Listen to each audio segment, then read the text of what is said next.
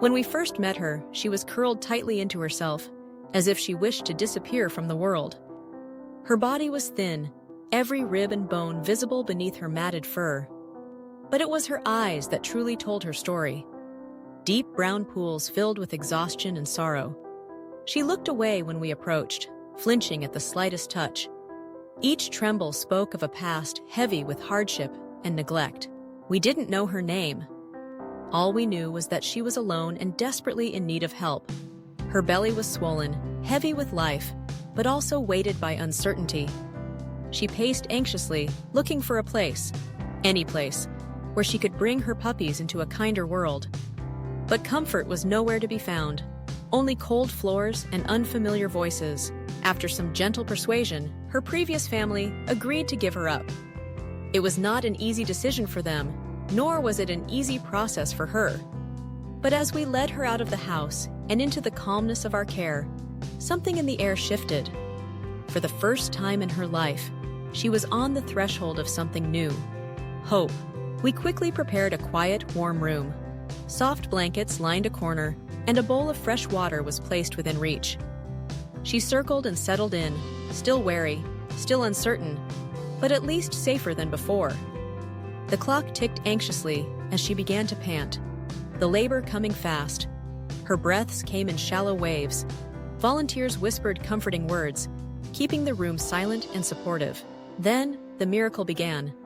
One after another, tiny puppies emerged, their eyes sealed tight to the world, each one taking its first fragile breath. There were 10 in all, 10 new lives nestled against their mother's side. She licked each of them gently, urging them forward, encouraging them to nurse. Despite her weariness, she put her entire self into their care. We named her Blue.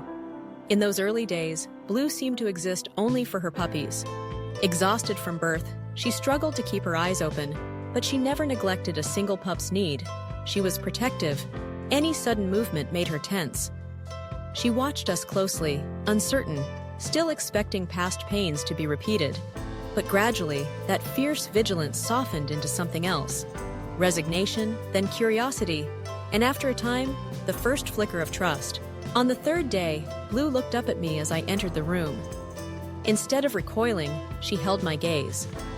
Her eyes, once filled with despair, now glimmered with surprised gratitude. When I moved closer to check her puppies, she didn't flinch. She let me touch her side and speak quietly to her newborns. It was a moment I'll never forget, the moment we became a family. With so many puppies, we had to create a system to keep track. Tiny collars, each a different color, helping us chart their weight and health. We took shifts around the clock, feeding Blue and offering her encouragement. Every day brought tiny milestones. The first time a puppy crawled out from under her to explore. The first contented sigh as Blue rested her head on my lap. We grew together, discovering what it meant to be loved and cared for. Blue slept deeper, knowing she and her puppies were safe. She ate heartily, slowly regaining the strength she'd lost. With every day, her tail wagged a little higher. Her eyes shone a little brighter. The puppies, meanwhile, became stronger and more curious, tumbling over each other in playful piles, each beginning to show a personality all their own. The world outside didn't stop. There were checkups, meet and greets, and the constant rhythm of daily care. But in our little room, it felt like time stood still. Blue transformed from a wary survivor into a proud mama, confident in the love that surrounded her. The volunteers, myself among them, became more than helpers.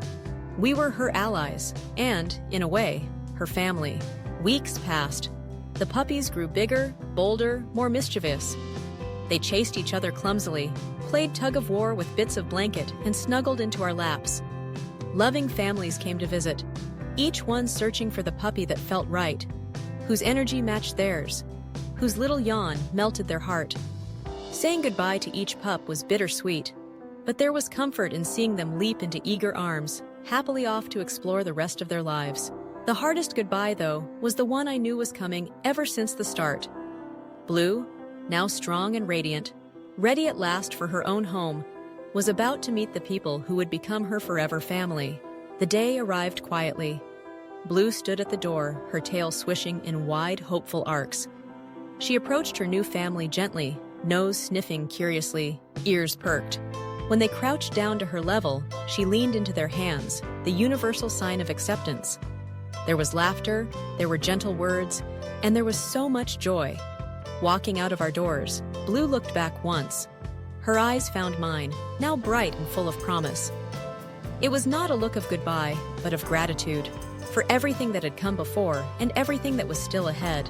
Watching her leave, I realized that rescue is not just about pulling an animal from danger or hardship. It's about offering a second chance, at warmth, at belonging, at discovering the love they never knew they were missing. For Blue, it wasn't just the safety or the full belly that made the difference. It was the gentle touch, the patient care, the simple act of being seen and valued. Blue's story is a reminder. Every animal, no matter their past, deserves a future defined by love. Every rescued soul carries a lesson in resilience and hope, and every goodbye contains the seeds of new beginnings.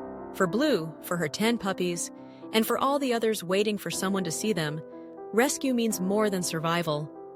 It's about finding family, healing wounds, and discovering love, real love, for the very first time.